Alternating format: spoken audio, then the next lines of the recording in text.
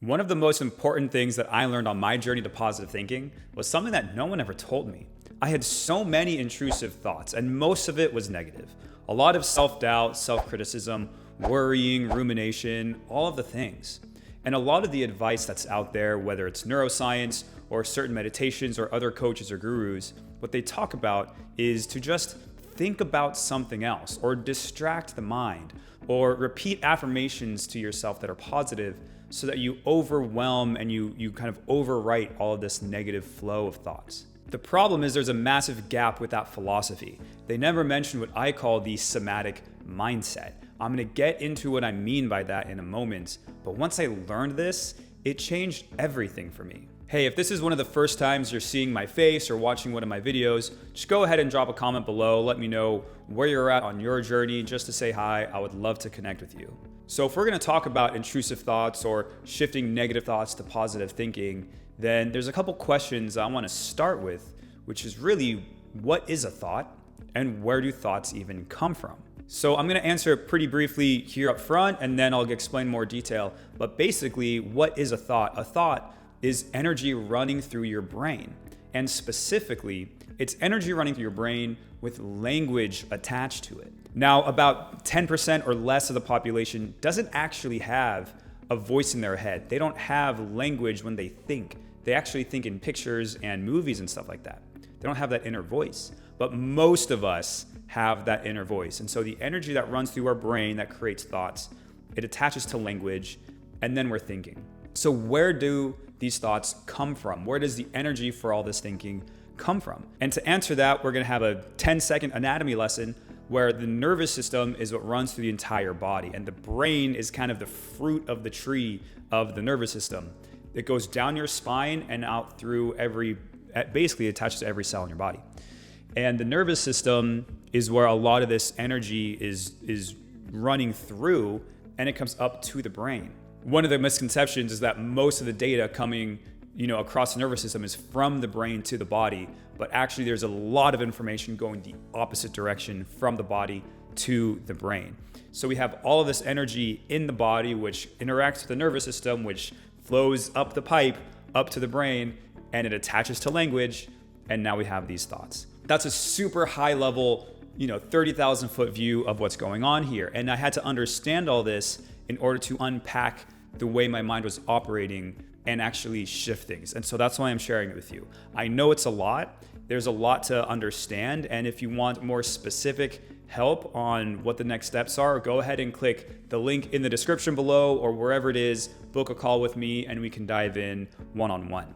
Other than that, let's get into the rest of the video here. So everything I just mentioned about the body being the driver and the power behind the energy that's causing our thoughts to happen, that is what I mean by the somatic mindset. Somatic meaning of the body, and mindset, of course, meaning the thoughts we're having, the mind patterns we're having, the thought patterns, the rumination, the worry, the anxiety, whatever it may be. And for me, I don't know if you resonate with this, but for me, it was so automatic and I couldn't turn it off. I couldn't just divert my thoughts. If I did, they would come straight back, right? 2 seconds later. So I had to have a way to stop them from happening in the first place. And that is what I eventually discovered. So I want to share a little analogy with you that relates back to what I was saying earlier about the conventional advice. The conventional advice is to just distract yourself or start thinking about something else. Every time you feel something come on, immediately repeat something else in your mind or, say something positive or play a positive song or something like that. That kind of distraction approach to changing the noise in your head didn't work for me. And if it didn't work for you, this might be why. I think of that advice as telling you to shoot for the moon. And it's like they're telling you to shoot for the moon, if that's where you want to go, you're aiming for the moon, here's a rocket, off you go. But they don't tell you the immense force of gravity that you have to break through. So telling you to just start thinking positive or just think about something else is kind of like saying, here's a bottle rocket, go reach for the moon. But in actuality, there's an insane force of gravity that you have to fight through in order to get to the moon in the first place. And so seeing it from that lens, the question really becomes, how do we reduce the force of gravity? How do we reduce the force of the negative thinking? How do we reduce the force of the negativity to reduce the force of gravity so that it's not as present as it usually is? And that was the key piece. This gravity that I'm talking about, it comes from all of the conditioning and the programming that we've had over the years. It could have been from your teachers. It could have been from your coaches. It could have been from your parents, anyone who was a caregiver to you, anybody who influenced you in the early years of life when you were most programmable, because you have been programmed. We all have been programmed. Just like computer code is programmed, we have all been programmed to some degree. And there's only so much you can do to override what's there until you have to really start digging in and ripping out what has been programmed in so that you can finally shift things. As far as my experience with negative thinking goes, I tried years of work to override the negative thinking that I was experiencing in my own mind.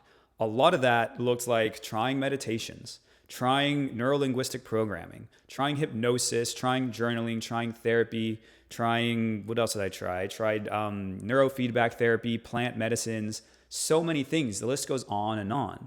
But the reality is that none of them stuck. None of them stuck because the immense level of programming and conditioning that was done already.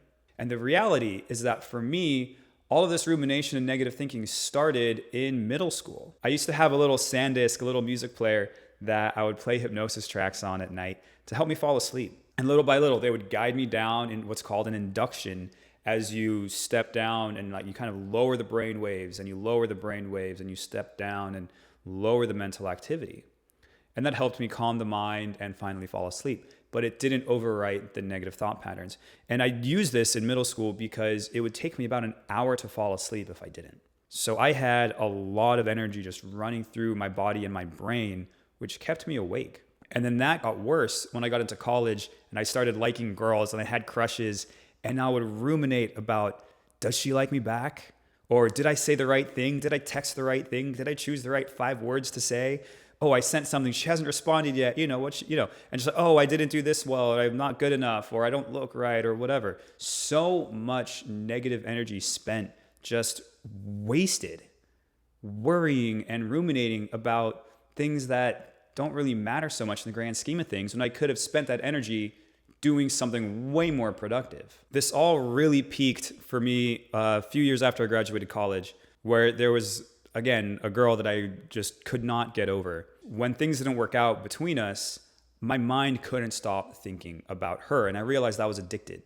And these intrusive thoughts and these thoughts about her or what I said or what I did or what I didn't do or what I didn't say just kept on coming up. And I remember counting over the course of about a year, I think there was 12 days where I wrote down that I did not think about her, where I didn't have a thought related to her. And I realized this isn't okay. Something's got to stop. That was when I realized I really need to do something to, looking back now, reduce the gravity of the pull of all of this intrusive negativity, this rumination, this worry. I had to do something about it. And now I know that it's this somatic mindset piece that I mentioned earlier that is the key. And if I mentioned that to younger me, I probably would have thought I was crazy, right? But looking back and through everything, the years since then, I know it's the key. So let's dive into that a little bit more. We're going to talk about the somatic mindset and where thoughts come from and what are they. So let's dive a little deeper into the question I asked at the beginning of what exactly is a thought.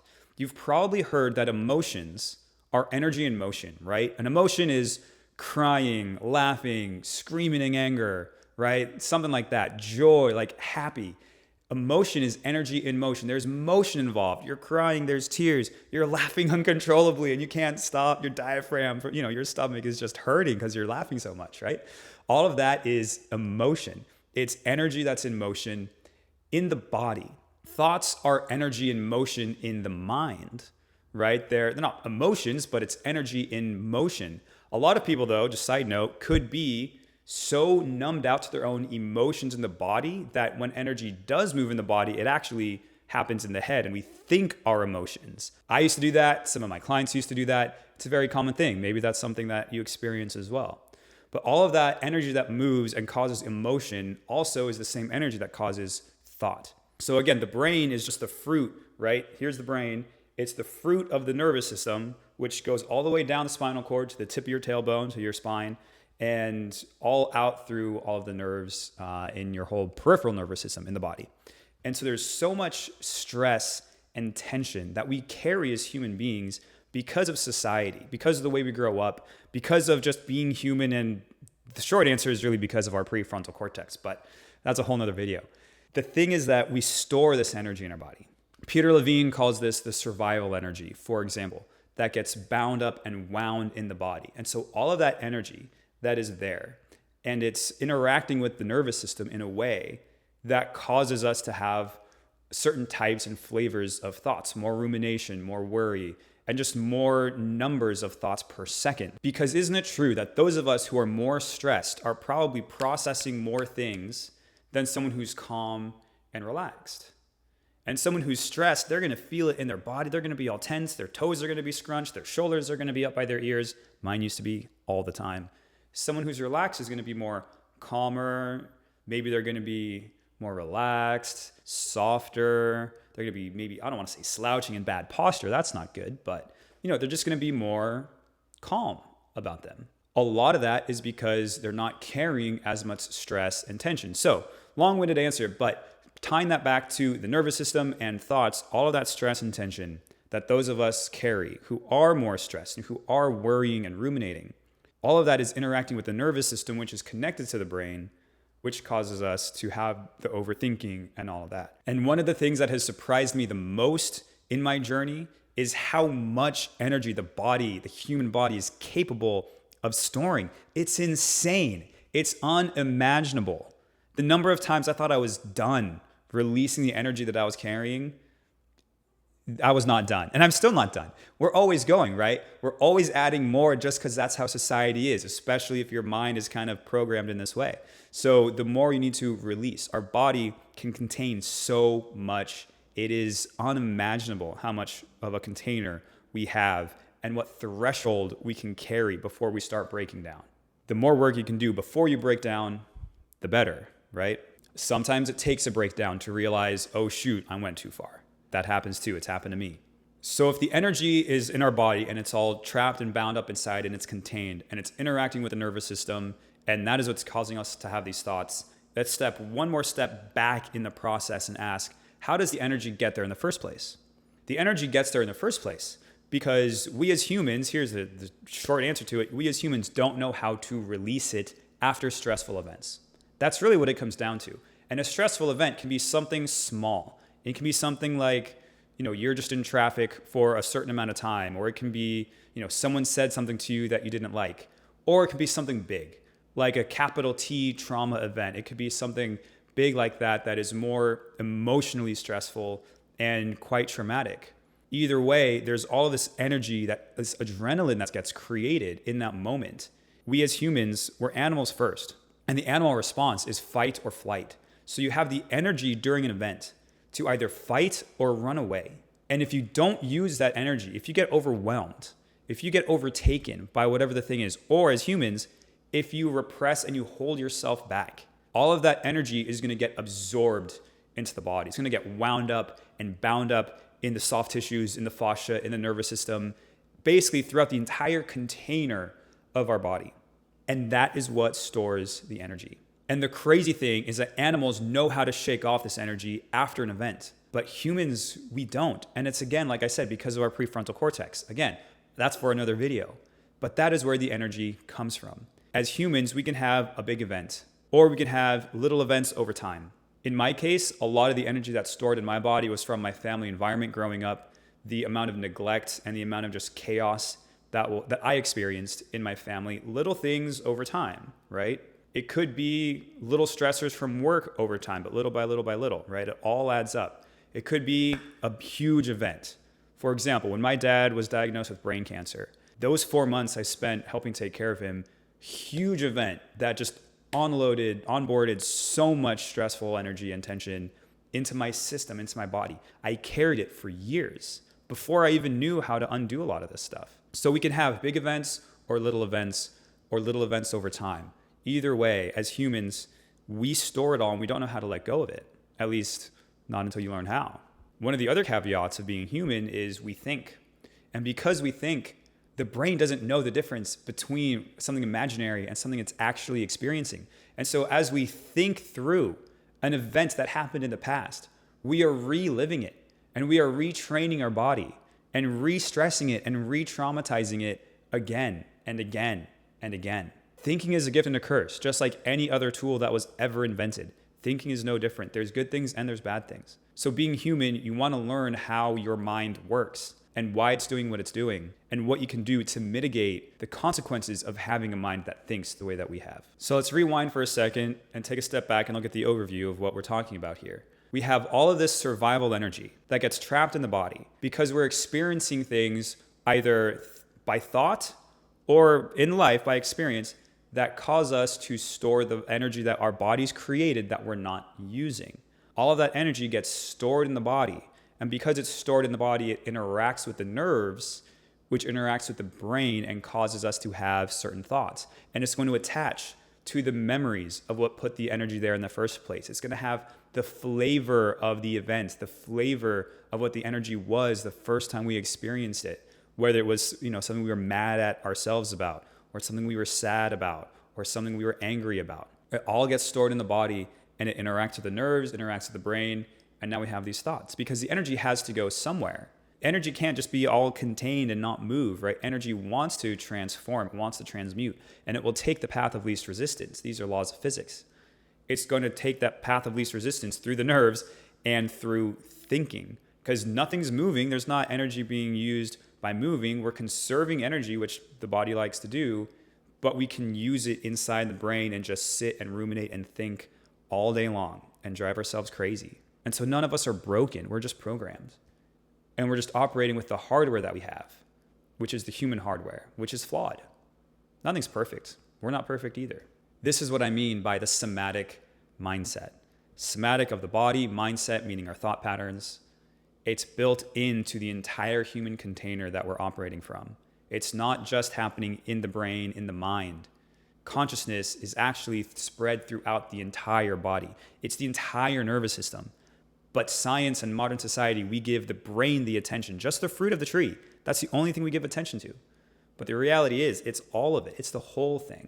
And that's where the energy interacts with.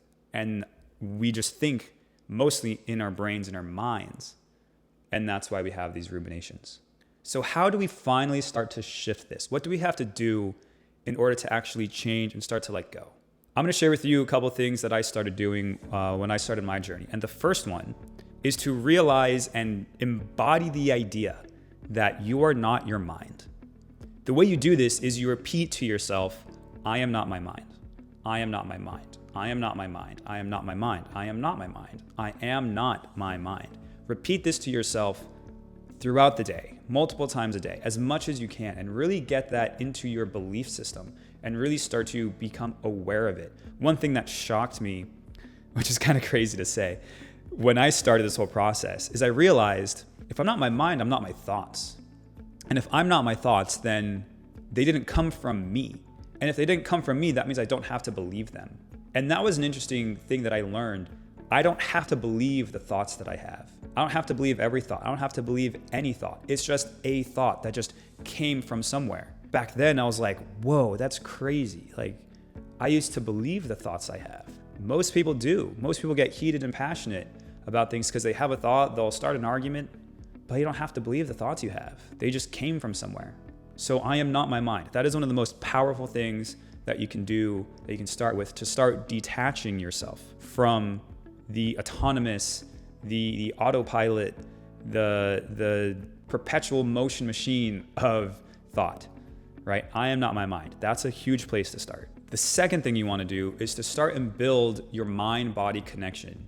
It's also called somatic awareness or interoception. There's a lot of words for it. I have a free video on YouTube titled Easy Meditation to Build the Mind-Body Connection. This is key, guys, because we think so much. We detach ourselves from our body. We detach ourselves from the somatic awareness we have within our body. Of course, we are physically attached to our body, right? I was a dancer. I used to teach salsa dancing for years. And you become very aware of your body physically and you can control it and do all these things. But it doesn't mean that I was aware of the internal awareness that I have, right? All of our 5 senses point externally in the world. Sight, smell, hearing, taste, your food is external, right? And sound. Those are all to sense external things. But we have a 6th sense. And your 6th sense is your awareness. It's the most powerful thing in this universe. Your awareness is an internal thing. It can be external because most of us put it external, but it also can be internal, unlike all of the other senses. As you start to build your awareness and where you can put it, you build that mind-body connection in tandem at the same time. And this is one of the absolute best things you can do. And once you do that, there's so much more. You have reclaimed your power. At that point, you just need the right tools. And that's something that I can teach you, other people can teach you, certain meditations, right? But there's very specific ones that I like to teach. But the first thing is just building that mind-body connection, guys. So powerful. So repeat to yourself, I am not my mind. And then watch my other videos or any other meditation where you can start to build the mind-body connection. Don't worry so much about what certain parts of your body mean. Just start to sense what's going on in there. It all starts with awareness, and that is what you build. Being aware that you're not your thoughts. Being aware of what your body's feeling. Being aware that you are an observer and you have a body, but you are not your body. You have thoughts, but you are not your thoughts. It might sound crazy, but all of this was a huge game changer for me as I started going through my own journey of rewiring my negativity and my rumination and my complete excess and wasted worry. This is how I finally changed things, because as you start to release the energy that's driving a lot of this, you experience calm, you experience clarity. You get the space to choose and to decide who you want to be and what you want to do. And that is where your power is. And your power is deeper in your body also. Most of us are so untapped, are so far from it, but you start with awareness, and you start with your somatic awareness, your mind-body connection. So keep going, guys, and really practice the mind-body connection. Find my video titled Easy Meditation to Build It, and we'll take it from there, guys. Take care.